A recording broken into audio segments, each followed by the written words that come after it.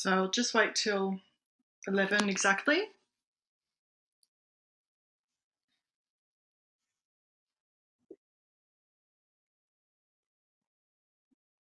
Okay.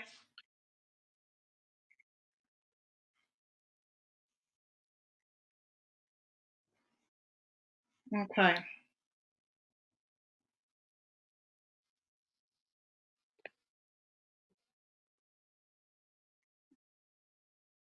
Okay. All right. Hello, everybody. We'll just take a couple of more seconds to land here and get on with this webinar. First of all, I'd like to say thank you so much for being here. My name is Melissa, and I'm going to introduce myself better a little bit later, but I'll just take this a little bit slowly just to give people a chance to tune in and get on their computers. So we're here to talk about growth mindset, as you know. And before we get started, I just want to point out that at the bottom of the screen there, you can see a link, tinyurl.com//123growth. That is the link to our WhatsApp group. So if you've got any pressing questions after the webinar, I'll be there for a couple of hours and really happy to have a chat with you. But until then, so you can tune into that WhatsApp group and join. But until then, part of the welcome here is just to invite you to actually turn off your phone if you can and close the door, turn off any distractions that you might have around you, because you're here, so you might as well just be here, boots and all, and just jump right in and try to focus as well as you can on this topic, which is really exciting, and I'm really excited to share it with you and be invited by Finland Math and EduChem Playground to talk about it. So here I am. I'm Melissa. I'm coming at you live from Finland, where I live with my family. I have a Master of Education, which I did here in Finland, actually. And before that, I was a school teacher in Australia and the United Kingdom. And I've got over 10 years of classroom experience, mostly with upper primary school. So we're talking 11 and 12-year-olds. And actually, I was doing a lot of growth mindset things in the classroom with them, 10, 12, 13 years ago. I've got some leadership experience in a large school. I'm managing and mastering my own mindset daily. So I feel really qualified to talk about this topic because, I'm human. And I'm trying to work through these things myself, growth mindset and noticing my fixed mindset. And also I'm a mindfulness coach. So I'll talk a little bit about that later as well. But in this webinar, we're going to be talking about the fundamentals of growth mindset. And then we're going to talk about how teaching growth mindset leads to better math grades, because of course we're here in collaboration with Finland Math. So of course we have to talk about maths as a part of it. And fun fact, growth mindset originated with some research in maths classrooms and maths classes. So then we're going to finish up the webinar with some top tips for growth mindset in maths. But also, if you're a parent and you don't happen to be a teacher, these tips can apply everywhere and, throughout life. So speaking of Finland Math and EduChem Playground, growth mindset is completely connected and forms the foundation of everything that Finland Math does. So it's really important to remember that EduChem Playground actually naturally promotes a growth mindset with its users. So that's really exciting. EduChem Playground is also the home of stress-free learning, and of course we want that for our children and ourselves, and student-centered learning, personalized learning, all of the stuff that we actually want to encourage in our students, and sometimes find it a little bit hard due to lots of things, lots of pressures as teachers. I understand what the pressure is like as a teacher.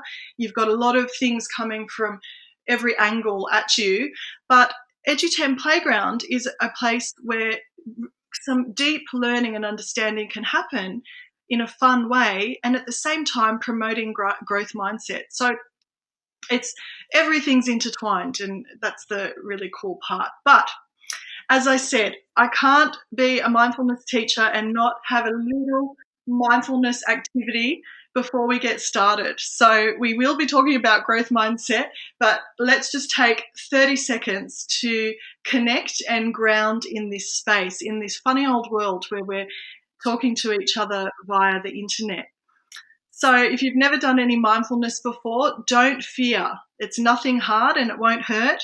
So first of all, I'd just like to invite you to take a nice deep breath. So if you could just join me by just taking a nice deep breath in through your nose, if that's possible for you, and just letting it out gently. And just let that exhale out. And at the same time, just feel your body in the chair that you happen to be sitting on, or wherever you might be standing. Feel your feet touching the ground.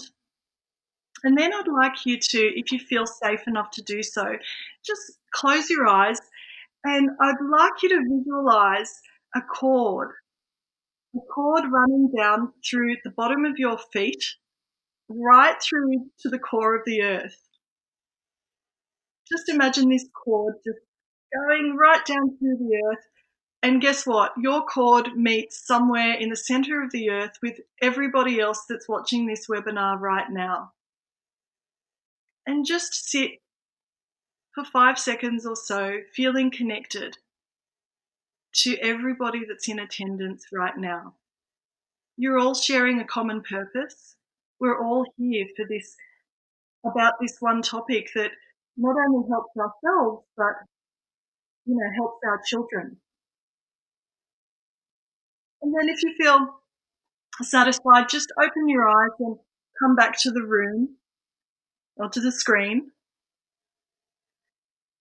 And just reflect for a minute on how that felt for you. Put a comment in the comments section if you feel like it. But how did that feel? Did you feel connected with everybody else that's watching this webinar right now? I believe there are a couple of hundred people scattered all over the globe, which is really exciting. Or did this absolutely annoy you and, make you feel tense? And that's okay as well. But it's just about reflecting on how you're feeling in this moment. And sometimes we just don't have the space or time to do that. So thank you for doing that with me. But let's get on with the topic, why we're all actually here. And I'd like to share with you about how growth mindset began. So as you can see here on the slide, over 30 years ago, a lady named Carol Dweck and multiple colleagues started researching student attitudes about failure. She wasn't thinking about growth mindset. She was just wondering why some students bounced back from failure and others didn't. And she noticed that these people who bounced back had this view that they could learn from their mistakes. And then, guess what she called it? Drum roll, growth mindset. And that's why we're all here. So she called this growth mindset, this way of thinking that meant that it was possible to bounce back from failure. She called it growth mindset, and a theory was born. So Carol Dweck and her team researched whether, in fact, it could be taught. And the answer was a resounding, yeah, of course it could be taught. So that's when she started sharing all of her findings with the world. And the good thing about this was, which is directly related to Finland Math and Edu10 Playground, that this research was done with a maths class. And I want to talk to you a little bit about that. So the beginnings of this research was done with a maths class, and what they did was divided the maths class into two groups. They had the control group and they had the other half. So for one group, before this maths test that they were about to do, they talked about the stages of memory, all of the mechanical stuff about how the brain works and how we study, and basically a study skills lesson before the test. And then the rest of the group, they talked about growth mindset and how it's possible to bounce back from failure and how mistakes help us grow and, challenging yourself. And the outcome of that growth mindset intervention was really interesting. So you can see here, I'm not sure if my cursor shows this on the graph for you mathematical graph-oriented people, but basically the group that was, shown about growth mindset, their grades improved, And actually, the control group, who was just told about the mechanical workings of the brain, their grades actually declined a little bit because they were offered further questions and tests after that test. And the control group, who was more focused on uh, the workings of the brain, didn't want to try harder things. So it was really interesting research. So what it comes down to is if we teach kids about growth mindset, they can actually influence their own learning. And that's the key here. So what we're trying to do is impart this information, but at the same time, we're empowering our students to look after their own learning and their own thinking. And that's the really exciting thing about it. So, in a nutshell, growth mindset, if you haven't worked out already, is the understanding that abilities and intelligence can be improved. Now, it's a small thing, but it actually has a really big consequence. So, growth mindset is a way of thinking and just understanding that we can move forward from where we are. So, it's not just about the gifts you're born with. Your gifts and talent definitely have something to do with your intelligence, but it's growth mindset is about saying that it's not a dead end, that, if you can't do something now, you'll never be able to do it. And so it's just helping students and kids to become captains of their own ship. And as teachers, and with 21st century learning, that's what we're trying to empower our kids to do, just to be autonomous learners and to understand that they are in charge of their own learning. So this is the really exciting thing. But I'd just like you to think for a second about your own mindset. Have you always had a growth mindset as a teacher? Or have you been told as a child and through life that talent is just talent and that's just the way it is? It's an interesting thing to reflect upon. And when we're talking about growth mindset, before we impart this information to our kids, we need to, the most important part is having a look at our own mindset and just checking whether, um, sorry, I'm just going to have to interrupt. Eka, there's a lot of noise coming from my end. So I'm just wondering if you could just be aware of that. It's a little bit sorry. So yeah, it's just I'd like you to have a think about the impact of growth mindset and what it has, in your life as well. So as Carol Dweck said, in a growth mindset, people believe that their most basic abilities can be developed through dedication and hard work. And again, that's really exciting because we can't let children just say, this is too hard, I give up. And we can't let teachers just say, yeah, that's okay, you don't have a maths brain. So as a teacher, that's something for you to be aware of as well when I'm talking about looking at your own mindset and your own beliefs about learning. Because now the science is here.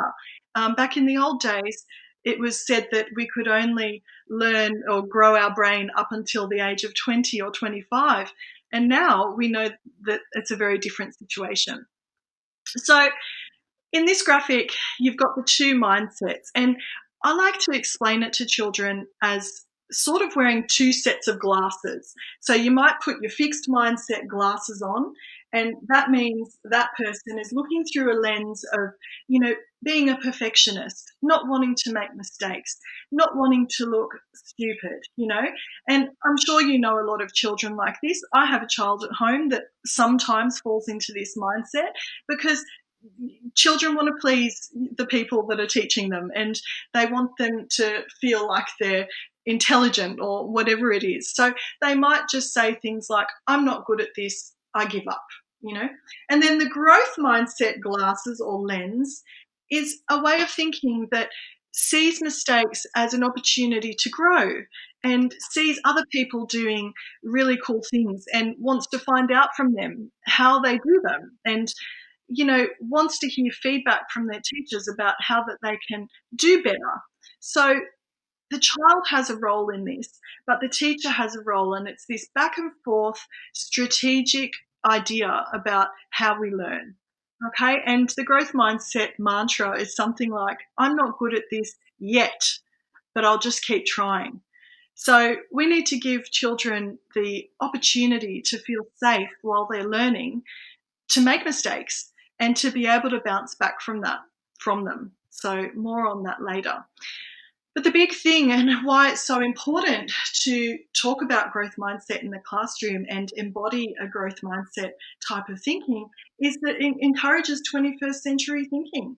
And that's what we're all after, because as we know, after this year, we're in a time that we really don't know what's going to happen next. All we know is about our own behaviour and how we're going to deal with it. So a growth mindset attitude helps us with that. I just want to mention here that growth mindset and the opposite of growth mindset, which is fixed mindset, it's not all or nothing. It's not a one or the other situation. We're not talking about you're either a fixed mindset person or either a growth mindset person, because in life, we're sometimes a fixed mindset in some areas and we're a growth mindset in others. So I wonder yourself whether you can reflect on times that you've been a growth mindset thinker and then times where you've been quite fixed. And usually we're a fixed mindset thinker when we're being hardest on ourselves and the things that we do.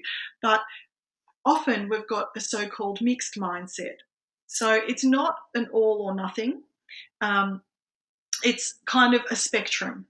Yeah, that's what it is. It's just going up and down a spectrum. But what we're trying to do here is just redirect our behaviour and notice when we're falling into fixed mindset thinking and, trying to do something about that.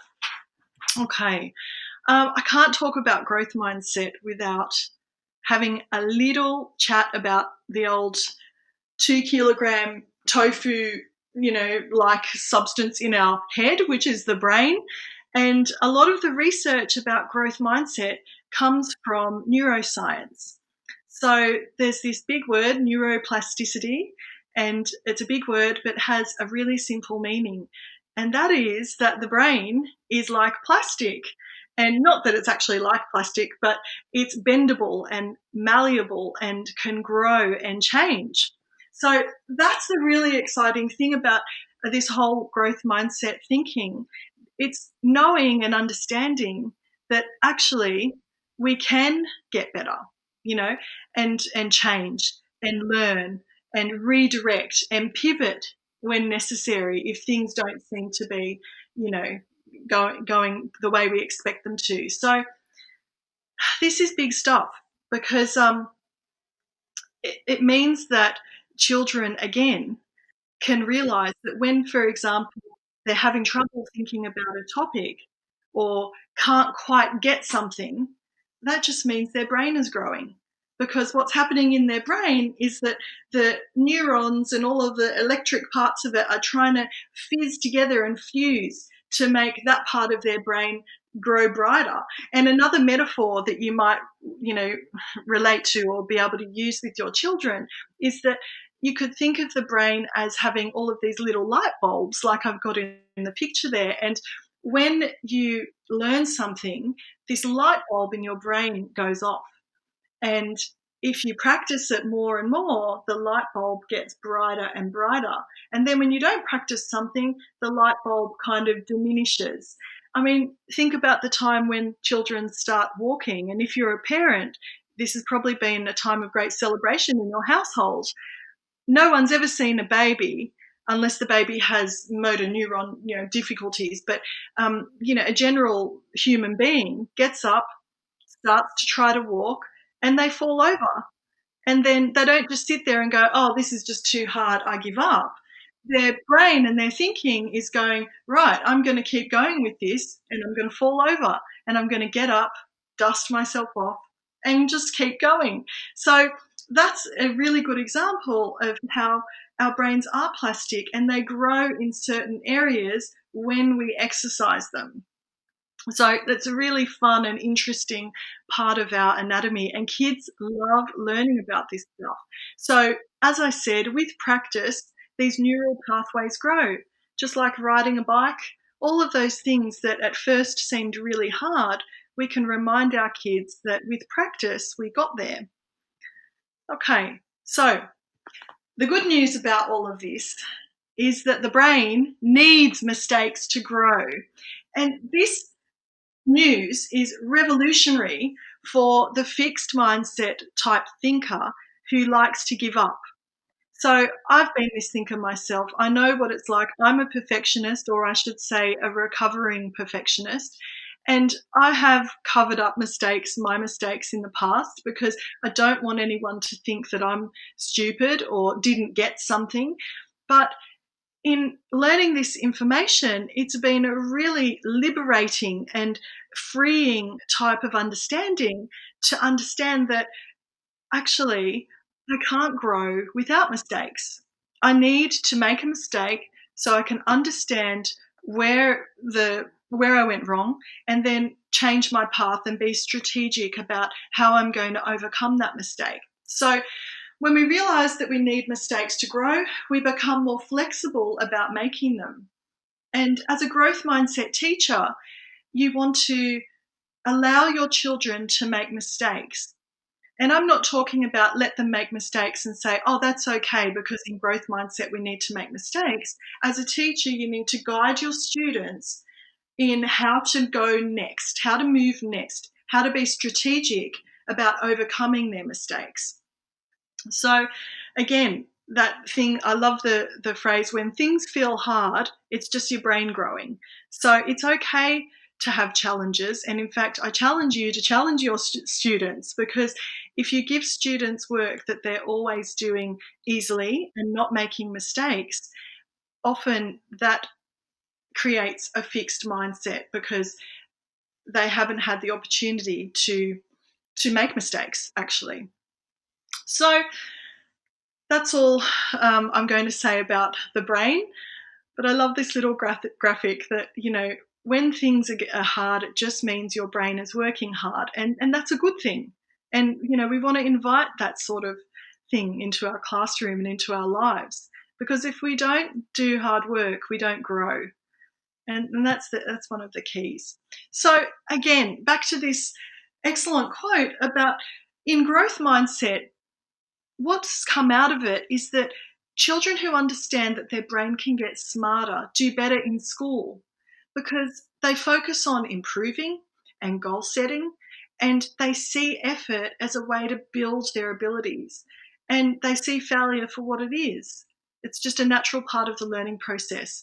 And, if you're interested in this area, you could talk about lots of so-called famous failures like Michael Jordan, people that children will know, Oprah Winfrey, Einstein. All of these people failed multiple times to get to where they got in their life. And, that's a great testament to keeping on when things seem too hard. So you might be saying, right, Melissa, this is all very interesting, but I need some tips for my maths classroom, or for my classroom, or for my home. And, I'm here to give them to you, and just briefly, but as I go through them, I'd love you to reflect in your own classroom where you might be able to put these tips to work. So I'd like you to keep thinking as I'm going ahead here. So I'm going to share 5 tips with you. But before I do, I wanted to share that Joe Bowler, who is a growth mindset expert in maths, suggests that meaningful maths tasks combine these 5 C's. So in maths, you need to create curiosity, connection, challenge, creativity, and collaboration. All of these things that Edu10 Playground promotes and actually does. So that's why Edu10 Playground is so fantastic. But the 5 tips that I'm sharing with you incorporate and encourage these things. So the first tip, it's to explicitly teach growth mindset. It's as simple as that. When you share this knowledge with your children, they already have this understanding of the theory, the type of thinking, and how their brain works. Now, of course, there's so much more to the brain than these couple of things about the brain growing and neurons that fire together, wire together. But when you let children know about those small things, it's a really exciting new understanding for them to just percolate and just let settle in their whole learning journey. So number one is explicitly teach growth mindset, because if you believe your brain can grow, you behave differently. It's that simple, and it's that wonderful, the simple things, the easiest things are often the best. So number one, teach it explicitly. Number two, this is a big one. And if you've heard anything about my growth mindset, you might have heard this before, and it's about praising the effort and not the person or the end result. Okay, so I've just focused here on the effort and person part, but as a parent, I know, for instance, when my son comes home with, a success at school or a win or a great piece of work, my natural tendency is to go, "Oh, you're so clever. I'm so impressed with you. I'm so proud of you." But unfortunately, the thing that I've learned and have to, stop myself from saying and pause my tongue is that when you say those sorts of things to kids, you mean well. Of course, you mean well, and you're so proud of the effort of your children or your students. But when you say those things to the your children, the message that they hear is, I'm intelligent and that's what's going to be celebrated. So I'm not going to make a mistake, because what's the opposite of what's happening here? It'll just be, you know, disappointment, basically. So when we say praise the effort and not the person, we're talking about noticing when your children or your students do something um, with grit and determination, and that they really are trying hard. I want you to try to catch them when they're in that train. So say to them, "I can see you worked really hard on this." Don't necessarily go right to the end point, which is the big result, and say, "Oh, that's fantastic." So the other thing is, when you're praising effort and the person, it's trying to avoid using the word you. Okay, so you are so clever. Oh, here's person praise. You are a genius. You're so smart. You're so good at maths. Wow, let's celebrate. That's all person praise, because what you're praising is the person and not the effort that they've put in. Okay, so I suggest that you try to go with the process praise, which I just spoke about, that I can see, what you've done here has led to this outcome. And then on the other hand, if a student fails or your child comes home upset because they didn't get the result you wanted, the best type of praise is not to say, "Go to your room and study harder. Oh, I can't believe you don't get this." You could say, "Yeah, I understand. That result wasn't the best, and what you didn't, you didn't want it, but what could you do better next time?" And start a conversation about strategically changing behavior or learning journey to get to the desired outcome. And I've just given you a couple of examples here of this type of praise. So instead of, "You're so smart," you could say, "I can see you worked so hard on this." And that's something that really boosts a child's confidence, and kind of a little bit of a manipulation, but it helps them, it gets them to keep working hard on things, because they want to hear that sort of feedback. Instead of, as a teacher, you might have said something "That's not right. Are you paying attention? It seems like you're not even trying." And let's face it, we've probably all been there in times of frustration. So the advice is to say something like, "That's not right. You don't understand this yet. So what strategies can we use to understand this better?" So it's just about reframing the type of feedback that we give our children, and keeping feedback strategic rather than comfortable. When I was a high school student, I wasn't so good at maths myself, actually. And I remember that my teacher, probably well-meaning teacher, said to me, "Don't try too hard in maths, Melissa, because you just don't have a maths brain." And, that made me feel a little bit relieved, actually, because that's why I wasn't getting such good marks. But it didn't help me. It didn't help me in life. It didn't help me with my confidence in mathematics. And it didn't help me actually to push myself to go any further. I just thought to myself, right, I'll just won't try, and I'll just stay with the status quo. So please don't make your kids feel comfortable about where they're at. Don't tell them that, oh, well, you tried hard, too bad. That's a false growth mindset. That's not what we're asking you to do. We're asking you to think about the feedback that you have with your students and keep it strategic. And again, for you graph people, for you mathematical graph people, another study was done about the impact of performance praise. So effort praise, you can see the green line, increased total number of problems solved. Kids kept going and tried to solve more and more. And people who are praised for their intelligence generally don't try to push themselves harder. So the data is pretty clear. Okay, number 3. In mathematics, don't rush through tasks. In fact, this is a great remembering for all subjects. Deep understanding is more valuable than speed. So what you want to do is give students the opportunity to discover new paths to problem solving.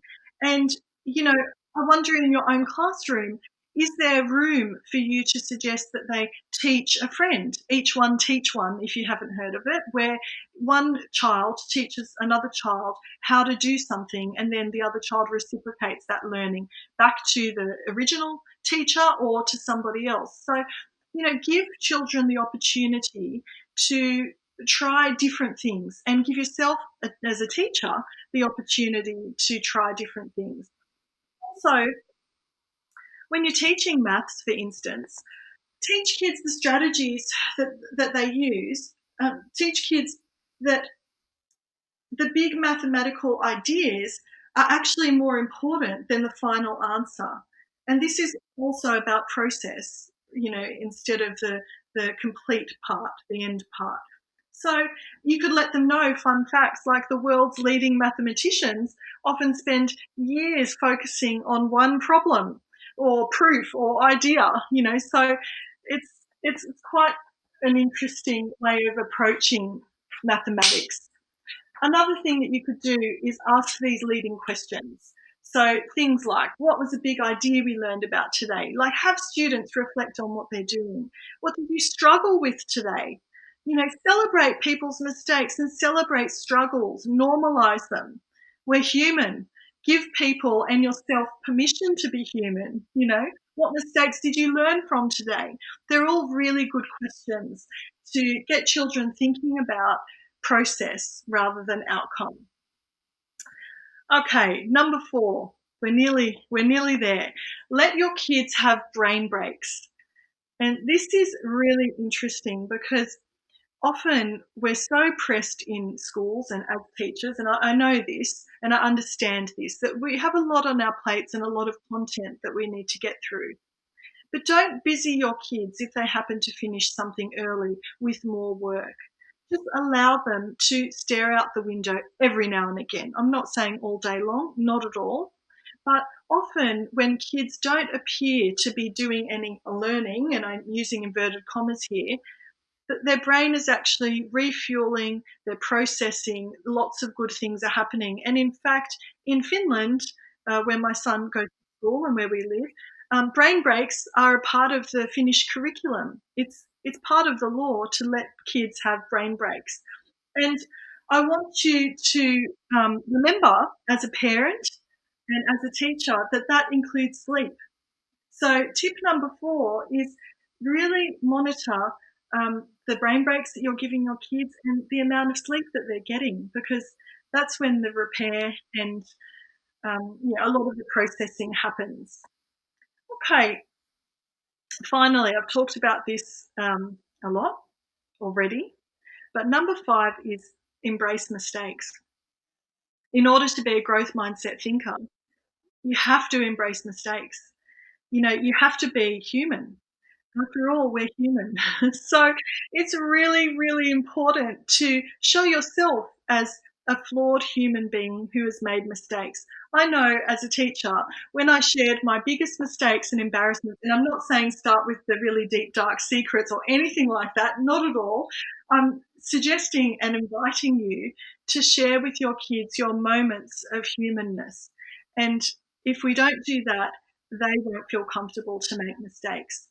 The most important thing, though, when you're sharing anything about the mistakes that you've made in your own life or in learning, is to also show how you repaired the mistake. So it's not just having a big mistake party, but also demonstrating how you have come through those mistakes, and that as Elton John says, you're still standing. So that's, I think, the most important part of growth mindset, personally. And in a recent session at the Virtual Maths Summit, Pamela Seder offered this fantastic little poster that mistakes are expected, respected, inspected, and corrected. And that's what I was talking about showing that you can repair mistakes, and that you expect your students to repair mistakes in their maths work and in the playground, everywhere. Okay, so a quick reminder, this is not about saying that, you've just got to learn the theory and walk around saying you've got a growth mindset, or, hit yourself on the back for having a fixed mindset.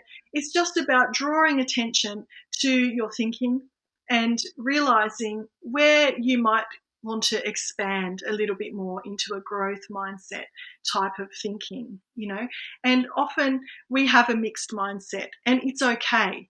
There's nothing wrong with that, but it's just about bringing awareness to where we invite a little bit more growth mindset into our lives.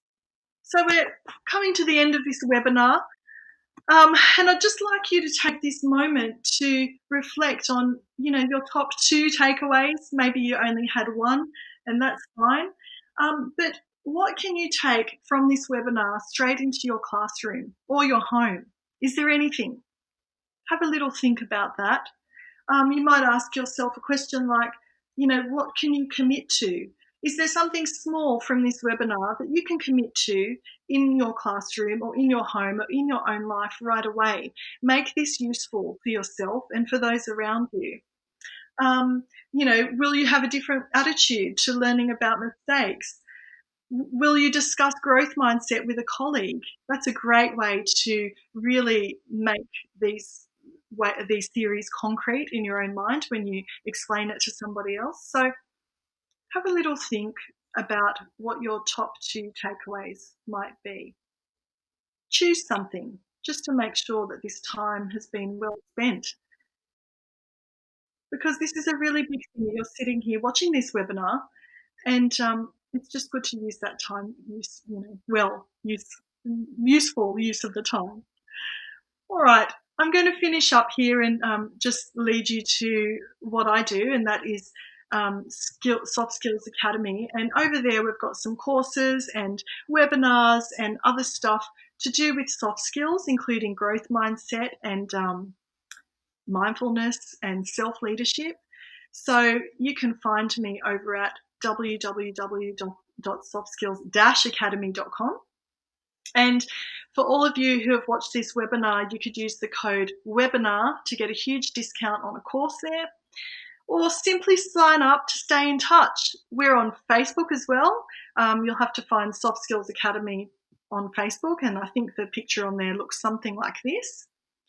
And I think that's all we've got to talk about today.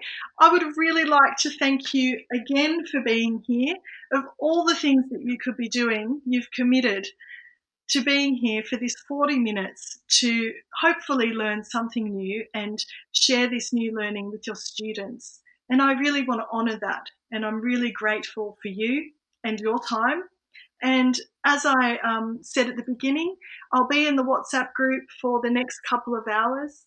And if you've got any pressing questions or want to connect on Facebook or anything like that, you can find me there. It's been really nice to be here with you today, and I hope to see you again sometime soon. Thank you, and thank you, Finland Math, for giving me the opportunity to be here. Take care.